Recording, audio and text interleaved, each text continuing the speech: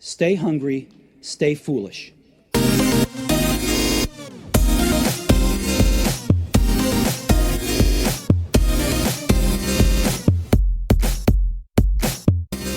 Hard to say when the human species fractured exactly. Harder to say when this new talent arrived.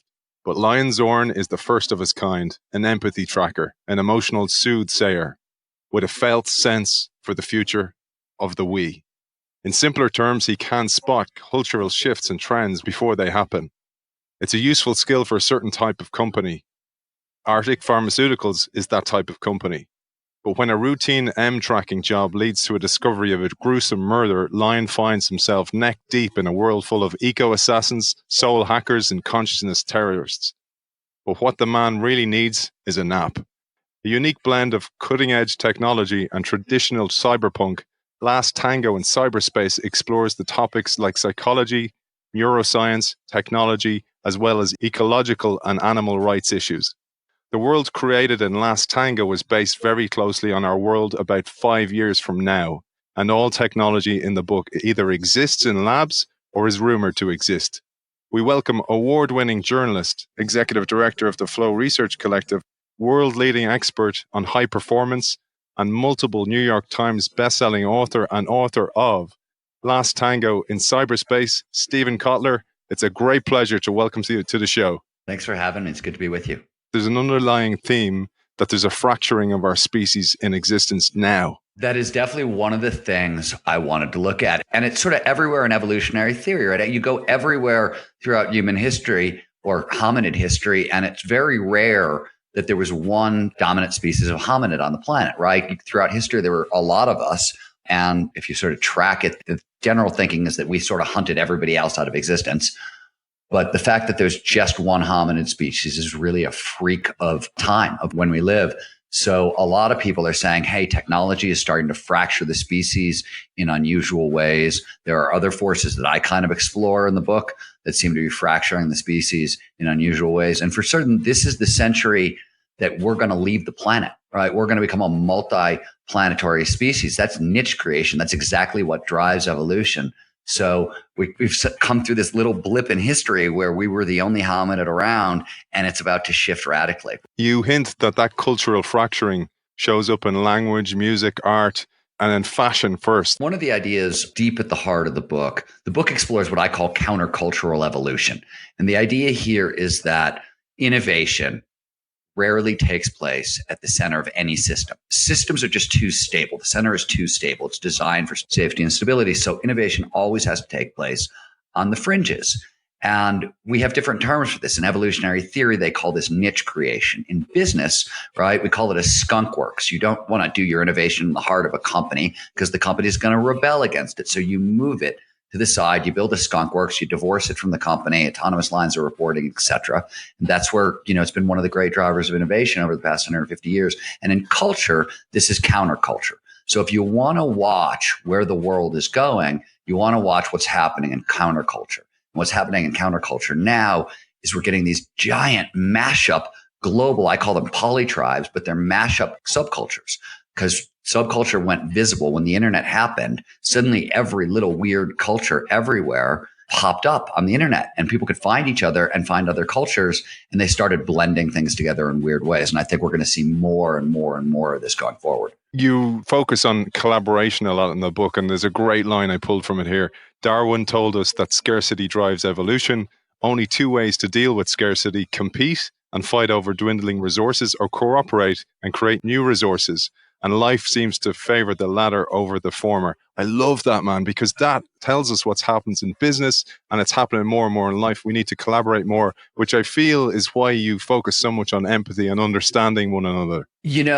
So a bunch of years ago with Peter Diamandis, I wrote a book called Abundance: The Future is Better Than You Think. And Abundance examines how accelerating technology gives us the ability to kind of really go after grand global challenges: poverty, energy scarcity, water scarcity, those sorts of things, for the very first time, and actually succeed at these challenges. But ours was not a techno-utopian argument. We don't believe at all that technology will do this automatically.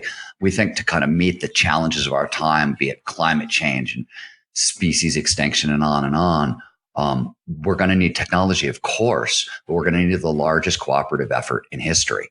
In our opinion, it was abundance or bust. And that same thing, kind of that same ethos still weaves through here. And I think now more than ever, right? The IPCC in their recent climate change report gave us 12 years to halt global warming. Otherwise, we're going to, trigger a catastrophic slide. Researchers at Stanford recently found that we have 3 generations to tame down species extinction before ecosystem services start shutting down in earnest, and we can't survive that either. So these are real problems that need really fast solutions, and we have the technology to solve them. What's needed is the cooperation, and really the first step in cooperation is empathy. As you brought up, that's where this starts, being able to kind of see things from another's perspective, being able to feel things from another's perspective. That's where true collaboration, cooperation really gets going at speed. So that's why the book focuses on empathy. What I loved, Stephen, was where empathy came from. And it was our own collaboration as a human species with wolves. I'd love if you shared that with the audience. That is fascinating. It's one of the most shocking scientific detective stories ever. So it starts, middle of the 20th century, and primatologists, people who study primates, start asking really weird questions like, wow, all the traits that we associate with humans, right? Our vaulted humanity, our loyalty, our patience, our willingness to take care of the old and the sick and the poor, our ability to feel empathy, all this stuff, it's not present in primates at all. It's nowhere in the primate kingdom. So ethologists, people who study animal behavior, started asking themselves, well, if it's not in primates, where the hell did we get it from, right? Like this is literally the stuff we're proudest of, and we can't find it in our genetic lineage. And what they realized is, and the new thinking is, and a lot of this is a work of a brilliant Hungarian ethologist named Vilmos Kasiani, and I'm absolutely certain I'm slaughtering his name because I don't speak Hungarian. But I'm glad you said it, man. I was going to say it. I was like, but I don't think it's right. But I'm brave enough to do it, or stupid. Either way, he figured out that most of all these traits are incredibly present, first of all, in canids, specifically in wolves. And we teamed up with wolves 40,000 years ago. We co-evolved with wolves. And it started with our refuse piles, right? We produced a lot of garbage. We lived in camps. We produced a lot of garbage, and the wolves wanted our garbage. So they essentially became our sanitation managers. And this was great. Cleaner camps, healthier tribe, longer lives, evolutionary pressure, more kids, et cetera, et cetera. So this was an advantage. And evolution starts selecting for these traits over time. And then it goes from garbage disposals to wolves have better hearing and better senses of smell. So they become our alarm systems as well. And now we're alerted to danger earlier than ever before. And once again, we live a little longer. We have a few more kids. They survive a little more. Again, evolutionary pressure. Pretty soon, they come into our beds. They become our bed warmers. And then the real step forward is we start hunting together. And when you co-hunt with wolves and packs, we could take down much, much bigger prey. So we got more meat, more food, more evolutionary pressure. But here's the thing. Wolves are a very social species. They're very loyal. They're very patient. When wolf pack members are injured, they will take care of them. They will bring them food. They do the same thing with their elderly. They exhibit a tremendous amount of empathy. Very, very different from humans and other primates. But to cohabitate with wolves, right, we had to live in suddenly much bigger packs than we normally lived in. We went from small families to big groups of 10 animals around it, and we don't share a common language. So the only way we could co-evolve with wolves is to take on these same traits: loyalty, patience, empathy, et cetera, et cetera. So the new thinking on where our vaulted humanity comes from, something we learned from wolves, which is astounding. I loved what you said in the book. Religion has been trying to get us to treat each other fairly for eons with little success. But 10 years after empathy enters our language, slavery is abolished, women's rights movements begin, and animal welfare isn't far behind. Language crystallizes nebulous. I love that. This is the innovation show. And how does innovation happen, right? Innovation is basically we turn thoughts into things. There's an actual neurobiological process that underpins innovation, right? Innovation is an answer to scarcity, right? We cooperate, we innovate, we make new resources. So it's evolutionarily driven into us. And there's a process for it. When we are innovating, right? When the brain is innovating, the first thing to turn a thought into a thing, you got to be able to describe it, right? So when we put language around something, right? Maybe it's existed for a long time, we haven't had a word for it, or it's brand new and suddenly we have a way of talking about it, we can suddenly, our brain is really good at symbolic manipulation. And once we have language, we can move this thing around, we can think about it, we can evolve it, we can develop it. So really fundamental to the innovation process. And empathy is this great example, because this is this feeling, right, that shows up 40,000 years ago when we start cohabitating with wolves, but we don't really have a way to describe it. And in the 1800s, a bunch of different thinkers and scientists start to realize that empathy is different than sympathy and compassion, which were the earlier words, and that this is a different feeling.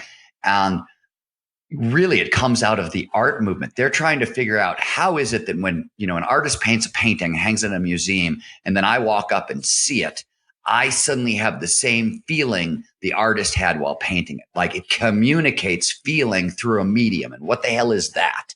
And this is where the idea of empathy first emerges, but it gets dropped into language. And as soon as it shows up, animal rights movement kicks off, anti-slavery movement kicks off, women's rights movement. All of a sudden, we can feel for another, and all these things start happening, right? The first step towards any really big innovative process is language, and being able to talk about it, put it into symbolic terms and manipulate those symbols. And it's the same is true, with empathy and, essentially huge social movements. I pulled another line: no stories, no empathy, no culture. And it's this idea of emergent storytelling. I'd love if you shared a little bit about that. Emergent storytelling it's a spooky, weird idea. This phenomenon started to happen on the internet, mostly on Reddit, where the people started doing collaborative storytelling. Somebody would start a horror story and somebody else would add on to it. And one of these horror stories was a horror story called Slenderman.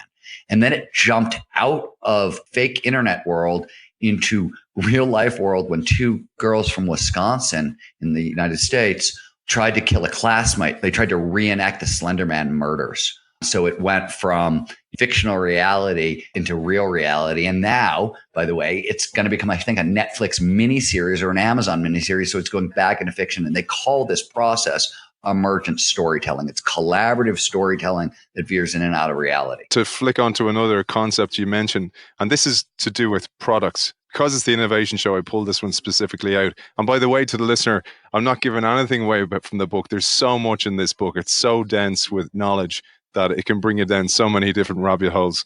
But you mentioned in the book, products are for the dead. Kodak did products. Products are a finite game, and it's all about an infinite game. And you mentioned here Buckminster Fuller, one of the heroes of the show. Buckminster Fuller said, don't try to change human behavior. It's a waste of time. Evolution doesn't mess around. The patterns are too deep. Fuller said, go after the tools. Better tools lead to better people. So years ago, I heard Stuart Brand talking about this, and I absolutely agree. And I've thought about it very deeply for animal rights, right? Human behavior is very deeply embedded. It's embedded in the neural architecture of our brain, right? The entire philosophical movement and neurobiological movement known as structuralism is built on this idea. Human behavior is just neurobiologically programmed, right? It's been the same for a very, very long time. Structuralism, defines it's not really easy to change. The easiest way to change people is to provide them with new tools. And this is kind of always been historically true. And if you look, whether it's fire or the wheel, everything that drives people forward and really changes culture a lot, it's tool based. So when I started looking at environmental issues back in the 90s, I would say, and in the early thousands, it was really clear from being a journalist and covering the environmental movement that it wasn't going to work, right? Trying to wake people up to the fact that the planet was slowly dying was not working, wasn't solving the problem fast enough. And I interviewed Stuart Brand, and a light bulb went off in my head when he said it. And I started thinking, how do we apply this to the environment? And I started doing research, and my big concern was biodiversity. So I started looking at things like cultured beef, growing steak from stem cells, and things like that, vertical farming that kind of moves the farm from the country to the city, all these new technologies that are emerging that give us enormous leverage over the environment. And so you don't have to try to change people's behavior, right? You don't have to say, no, stop eating steak. It's killing the planet. You can say, no, here's steak that we grew from stem cells in a lab. And we've done really amazing things to it. We've fortified it so it's got better fats for you than normal steak, amino acids, et cetera, et cetera. It's much more healthy. No animals were harmed along the way. And, an enormous amount of our resources were saved. And it's an economic driver, right? I've always believed that business has to be a force for good. Not only can business be a force for good, I think business has to be a force for good. I think there's no other way to get this stuff done. I'd love to share a bit. You talk about Paul Shepard. Again, back to this idea of animals, the undertone of animals. We used to think in animals. I love that. He's a brilliant man. Not too many read him because he's a philosopher, sort of an environmental philosopher from the 70s and 80s. And 90s. But his point is that literally, like, our speech is peppered with it, right? I'm as hungry as a wolf. That's the 800-pound gorilla in the room. Like, they were our first metaphors. The natural world was our first metaphors for things. So when we were trying to, explain what things look like to our newborn infants, well, that thing was as big as a hedgehog, et cetera, et cetera. So literally we learned to think in animals, and Shepard's point is that, like everything else we learned to think in, this exerted strong evolutionary pressure and shaped our brain in ways that we don't understand. And his point is, if we continue to extinguish the natural world at the rate that we're doing it, we're going to create neurological problems for ourselves because we learn to think in animals and the natural world, and it's built into the architecture of the brain in ways we don't understand, which I think is a really neat idea. This is where you get to the idea of we're fracturing the web of life. If we're damaging animals, if we're damaging the environment, it's reflecting right back on us. I spent a really long time trying to alert people to the fact, hey man, species die-off rates are 1,000 times greater than normal. And you couldn't get people to listen. This was not just my problem. This was the entire kind of environmental movement's problem. And one of the ways around it was a guy named Paul Hawkins and a guy named Amory Lovins. Amory runs the Rocky Mountain Institute, two of the better thinkers on environmental problems in the world. They decided they were going to calculate the value of so-called ecosystem services. So biodiversity is the web of life, right? And the web of life supports all of our ecosystems. And ecosystem services are all the things that ecosystems do for us for free that we can't do for ourselves. And it's a really long list. It's flood protection, disease prevention, water filtration, climate stabilization, and the list goes on and on. There are 36 in total. And the value of them is roughly $40 trillion a year, which is more, at the time they calculated it was more than half the global economy. So we can't pay for these things ourselves, and we can't survive without them. And this is when I said earlier that researchers at Stanford have figured out we have 3 decades to stop the kind of the 6th great extinction, which is what they're calling kind of the mass die-off right now, or ecosystem services start shutting down in earnest. And hugely significant when that happens. And most people don't think we can survive. So it's a hard message to get through, but critically important. And I think this is one way of talking about it, right? Talking about fracturing the web of life and just, there's all kinds of spiritual, emotional, non-monetary values to nature. And I don't want to shrink those down, but just the economics is astounding. It's a good way to position it because that's the language business speaks is economics. As you said, language changes culture, and your work here is a way of getting into the culture, getting into the zeitgeist, getting into people's vocabulary. Hopefully, I really hope this is made into a Netflix, Amazon, or a feature movie. I can see it happening, man. Well, okay, so Aiden, true story. I've got a really close friend. His name is Burke Sharpless. I went to college with him. I've known him forever. He started out as a screenwriter, and now he's a writer, director, producer. We've been wanting to work together on something forever. And I wrote the book with him in mind and for him. And turns out he made this little series for Netflix called Lost in Space that turned out to not be so little, right? So they signed him up to this like crazy multi-year deal. So the guy, he can't do it. So it was literally written for the screen, television, or a movie with a sci-fi director in mind. And he just got sucked into other projects. But yeah, I'd love to see it. It's cinematic, and I wrote it that way. You really did a great job of bringing it to life. Which brings me to, we have a quick word from our sponsors. This show is brought to you by Arctic Pharmaceuticals. Only joking, man. The reason I say that is in the book, and this isn't giving away anything, I'm not spoiling any plot here. The Arctic Pharmaceuticals actually go after the pipeline. So they go after influencers, podcasters, etc., to control the messaging. And I think there's a really, really serious undertone here. And your background as a journalist brings that to life even further. Well, so Arctic Pharmaceuticals, right? They're trying to commercialize a drug that has, let's call it psychological performance benefits, right? Let's just, for lack of a better term, they're taking a legal street drug, right? Trying to patent it before anybody else and then trying to commercialize it. And what they've been doing is they've been stockpiling and paying off slowly a global network of health and high performance podcasters to pump out their drug. And we've seen this, right? I mean, the entire world is bathing in ice thanks to Wim Hof. Yeah. And is it great? Is it not great? The research is still ongoing, right? There are interesting effects, but it's global. It's a phenomenon, and it was spread by podcasters. This is a phenomenal strategy. It would absolutely work. If you had a new drug and you wanted to spread it around the world, podcasters are the way to go. And here as well, and again, not giving anything away, but you mentioned an AI scrubber, scrubbing information from the net. This is serious, man. I really was like, crap, if that gets out there, we're all in trouble. That's a creepy one, right? That you can start going back right? Like one of the things about the internet is you may not be able to trust it, but you can track the history usually. And if that starts to be compromised, things get really weird. And we're moving that direction, right? Fake news. We're getting unbelievably good at using AIs to create fake realities. And we're starting to get good at using AIs to scrub real reality from existence, which is really strange. That's sort of like AI Stalinism, right? We're going to rewrite the history books. Yeah, and another one you mentioned is, and this one totally made sense to me, was a high-speed patent AI. Like patents ahead of some new patent. This one, my invention. But I mean, I just looked at what's going on with high-speed trading, and I'm looking at what's going on with patents and innovation. And if the rate of innovation keeps accelerating, you could easily put yourself into that chain in the same way. It's just high-speed trading for patents. I mentioned earlier on, Stephen, the fracturing of the species.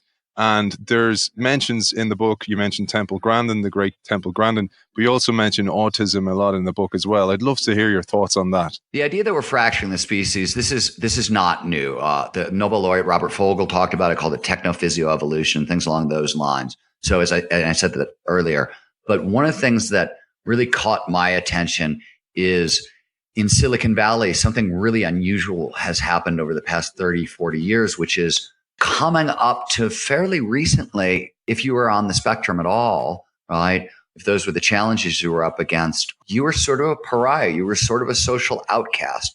It had problems for you, and it didn't really lead to a lot of opportunities for mating. Let's just put it that way. What happened in Silicon Valley, because people on the spectrum have elevated math skills, basically whiz-bang math skills, and abilities there that are amplified, right? It's one of the things that you get from being on the spectrum in certain cases, right? That became really prized in Silicon Valley. And suddenly people on the spectrum were getting hired in droves. And obviously they're going to parties, they're getting drunk, they're having sex, and on the spectrum is mating with on the spectrum. And if you keep this up, right, the brains of people on the spectrum work differently from our brain, from other people's brains. There is no such thing as normal. I don't want to put it that way, but they work differently. And when you start kind of breeding different with different, that's what fractures the species. And I talk about how Frank Herbert, who wrote Dune, saw this coming in a really weird way. He talked about mentats, like human logic bombs. And he talked about breeding and training people into this in Dune, which was written back in the 70s. I just sort of picked up the idea and went, holy crap, it's happening in Silicon Valley. And it's also empathy, right? The flip side of this, not even the flip side, but another version of this is people talk about being empaths all the time. You hear that word everywhere these days. I took M trackers as an extension of that, but I started to say, okay, the ability to perceive empathy, like we sort of understand perceptually what that would be. And it's slightly different, right? Slightly different from how brains typically work. And you start breeding empath with empath with empath, and pretty soon you're at M tracker. And that was another thing that I was looking at. To flip that around then, because on the show we often talk about human performance, stuff you do in flow, human potential, to pushing it further than it is today. What skills do you see as necessary? Obviously, empathy is one. What skills do you see as necessary for us, for the world, the way it's going to rapidly change? As you say in the book, this is the world in the next 5 years. This is not a new argument for me, but I have long maintained that flow, right, which is an optimal state of consciousness where we feel our best and perform our best. In the state of flow, kind of all of the brain's information processing machinery is jacked up. We take in more information per second, so data acquisition goes up. We pay more attention to that incoming information in flow, so salience goes up. We find faster connections between incoming information and older ideas, so pattern recognition increases. And then we find faster and farther flung connections between ideas. Lateral thinking increases as well. This is sort of how we process data, right? And what happens in flow is we can process more data per second. So in a massively accelerated world, this is, I think, going to be fundamental to performance. And I don't even think it's just us. I mean, we're seeing this in business at the Flow Research Collective. The organizations we're working with at this point, they stretch the gamut from kind of where you'd expect it, professional athletes and spec ops, but they go to like Morgan Stanley and Accenture, straight up business firms, to tech companies like Google. Everybody wants an advantage. We know in flow, for example, in business, you're 500% more productive. This is McKinsey's research, not ours. They did a 10-year study on top executives, and they found that top executives are 500% more productive in flow. So you got to start thinking about that. First of all, we're starting to see this spread into the mainstream. I think this is what's happening for people to try to cope with this speed of change. And I think it's the adaptation that we need. I think if we're going to kind of meet the world's challenges, right, it's not just everybody cooperating, but it's everybody at their very, very best kind of cooperating together. And flow is how evolution shaped our brain to perform at its best, right? It's hardwired into everybody who's human, and it's optimal performance. So this, to me, is at least the first step in solving that challenge. And I don't think it's, by the way, everybody wants to propose like their thing. This is my thing. So it's obviously the solution to the world's problems, right? Let me be freaking man clear. with a hammer. Right. I don't just think I think it's flow plus the technology plus a lot of really smart kind of ideas about how to use the technology at scale, whether it's crowdsourcing, you know what I mean? Stuff like that. There's a lot going on, but I think flow's a definite component of it. Purpose and vision comes up a lot with people, and particularly everybody says the millennials need a purpose and all. The company they work for needs a purpose. You mentioned that briefly in the book, but there's a great line you say here: the human brain does information acquisition, like you said, pattern recognition and goal direction. Give the goal direction system a goal, and you give the pattern recognition system a purpose, and the information acquisition system a target. Cortisol levels drop. It's why you believe everyone needs a mission. For starters, purpose is just foundational because it's one of the basic human motivations, right? We've got a bunch of really powerful intrinsic motivators, and one of them, and this comes out of self-determination theory. This is Rob Ryan and Edward Deitch's work originally, and Dan Pink built on it. But autonomy, mastery, and purpose are three of the big intrinsic motivators. We're driven by this. And I tend to think of it slightly differently because curiosity and passion are also intrinsic motivators. So the way I think about it is the goal here is you want to sort of turn curiosity into passion and passion into purpose, and then add autonomy and mastery into the mix. And by doing that, what you've done is you've stacked up all five of the body's most powerful intrinsic motivators, right? So what that gives you is performance for free in a sense. Focus, attention, motivation, get out, all that stuff is so hard on a day-to-day basis, right? I always said the funny thing about high performance, peak performance, if you know the world's best performers, what their lives usually look like is wake up, eat breakfast, have 10 items on a checklist. They're excellent at all 10.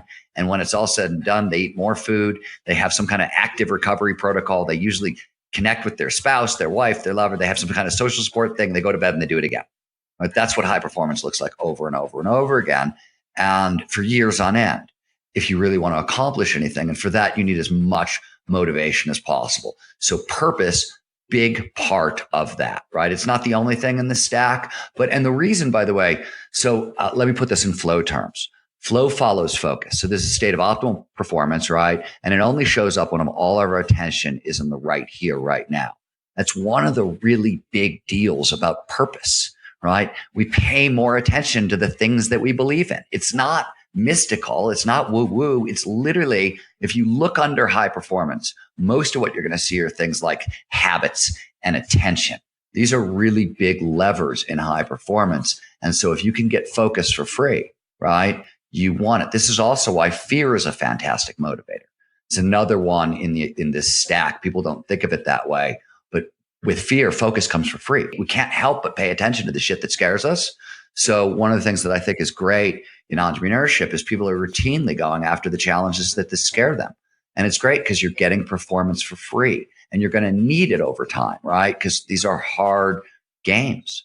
Based on that, then, with the Flow Research Collective, you work a lot with businesses and bringing flow to business. But this idea of reinvention, so the business is spent, it's old, it's done, like we mentioned Kodak earlier on, based on products. How do you bring somebody or some business to a point of their mission is spent, they need to reinvent and find a new mission? So that's interesting. Nobody's actually asked me that question before. I think I'm going to give you the exact same answer. I wrote an article for Forbes years ago that you can find online called The Passion Recipe. And it's literally the multi-step process for how do you turn curiosity into passion and passion into purpose. And it's a fairly, I can walk you through it if you want me to, but it's a fairly straightforward it's not easy, but it's a multi-step process. I would put an organization through the exact same process because you want to find if the organization's skills are exhausted. First of all, you want to go someplace where there's curiosity and there's passion, right? Like you want to go someplace where there's energy. I always say that like the reason you want to do this is curiosity, right? Which is a low grade motivator it's great, right? But it's not enough to stick with you for the long haul. So what you want to do is you want to look for the places multiple curiosities intersect, right? Where 3 or 4 or 5 curiosities intersect. That's where you'll find a passion, right? And then you take your passion and you say, okay, here are the 10 global challenges I'd like to see solved in my lifetime that I think matter. Where does my passion connect to it? It links up there. This is the one I'm going to go after. That's my purpose. That same process essentially could be done organizationally. Is it the whole company who's going to have this discussion? Is it the board who's going to have this discussion? Those are interesting questions. And as well as I do, like the most feared words in the world coming out of a CEO's mouth is, okay, folks, now we're going to innovate. Right? Yeah. It's just nobody in the organization wants to hear that unless that's sort of your DNA, right? In a tired company, it's certainly not your DNA. And I think it's very, very tricky, right? And I think a lot of companies aren't going to survive that kind of reordering. Maybe that's a good thing. Maybe that's a bad thing. It is hard to tell, but it's certainly one of the reasons that corporate longevity is shrinking so much. There's so many places to find you, but where's the best place to find you, to book you for keynotes, to find your books, to find your blogs, all that kind of thing? And maybe the Flow Research Collective as well. Where can people find all those outlets? So the easiest place to start is just my website, which is www.steven, Steven, Kotler, Kotler.com, or the Flow Research Collective, flowresearchcollective.com. Award-winning journalist, executive director of the Flow Research Collective, world-leading expert on high performance, and multiple New York Times best-selling author and author of today's focus, Last Tango in Cyberspace, Steven Kotler, I, me brethren. That's an awesome sign-off. Oh my God. That was a good sign-off. Nice one, man. Nice one. Are we good? Yeah, we're great. That was fun.